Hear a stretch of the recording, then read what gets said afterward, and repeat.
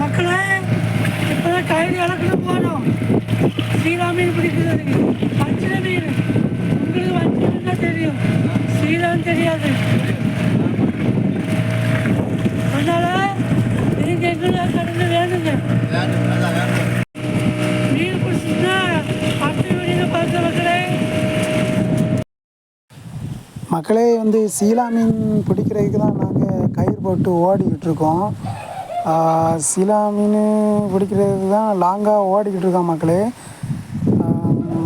சீலா மீன் பிடிச்சிச்சின்னா அவங்களுக்கு இந்த வீடியோவில் நான் தொடர்ந்து நான் உங்கள்கிட்ட வீடியோ போடுறேன் மக்களே. பொறுத்திருந்து பார்க்கலாம் சீலா மீன் பிடிக்குதான்னு பார்க்கலாம் மக்களே.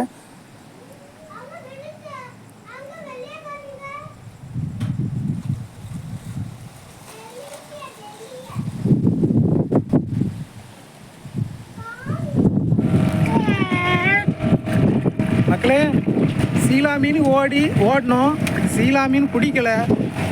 சரி கனவைக்கு தான் கனவா மீன் பிடிக்கிறதுக்கு கயிறு விட்டோம்.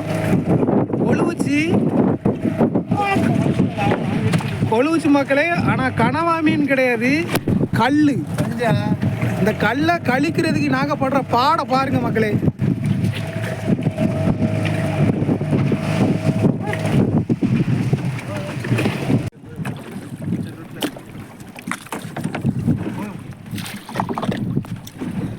பின்னாடி பத்து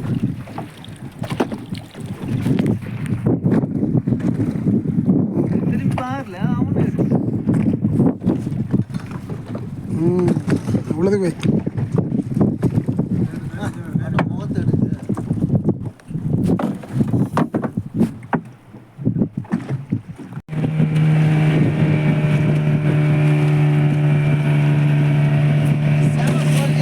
இதுதான் எங்களுக்கு கிடைச்ச கனவா மக்களே.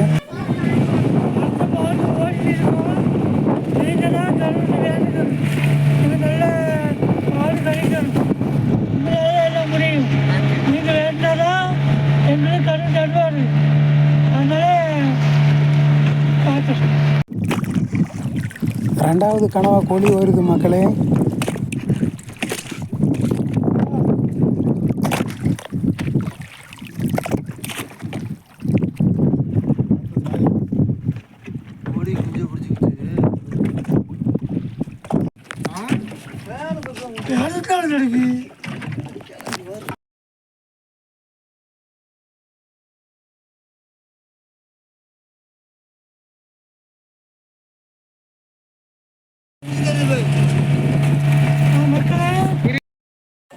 நாங்கள் பிடிச்ச ரெண்டாவது கனவா மக்களே. கொஞ்சம் சைஸ் கனவா தான் மக்களே. இது வந்து பேராசூட்டு. பொதுவாக பேராசூட்டு ஆகாயத்தில் பறக்கிறதுக்கு தான் பயன்படுத்தப்படும். ஆனால் கடலில் இந்த பேராசூட்டு மீனவர்களுக்கு எப்படி உதவுதுன்னு சொல்லிட்டு நம்ம இந்த வீடியோவில் நம்ம பார்க்க போகிறோம். இந்த பாராசூட்டை நம்ம மீனவர்கள் எந்த அளவு பயன்படுத்துகிறாங்க, அவங்களுக்கு எப்படி பெரிய யூஸ்ஃபுல்லாக இருக்குது, பயன்படுது, அதை பற்றி நம்ம இந்த வீடியோவில் நம்ம பார்க்க போகிறோம். இந்த பாராசூட்டை வச்சு தான் மீனவர்கள் மீன் தொழில் செய்கிறதுக்கு கனவா மீன் பிடிக்கிறது ஒரு உதவியாக இருக்குது. அதை பற்றி நம்ம வீடியோவில் பார்க்கலாம்.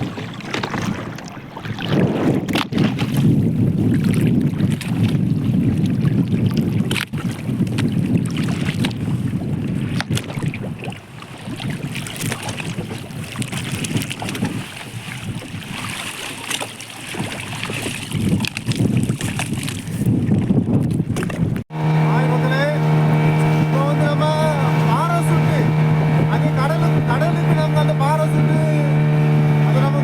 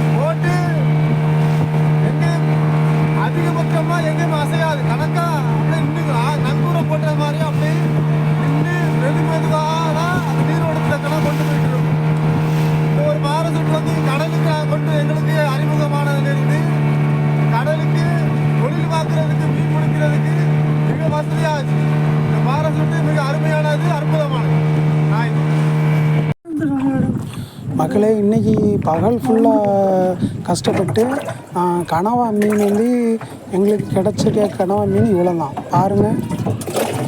இன்றைக்கி இவ்வளோ கனவா மீன் தான் நமக்கு இன்றைக்கி கிடச்சிருக்கு.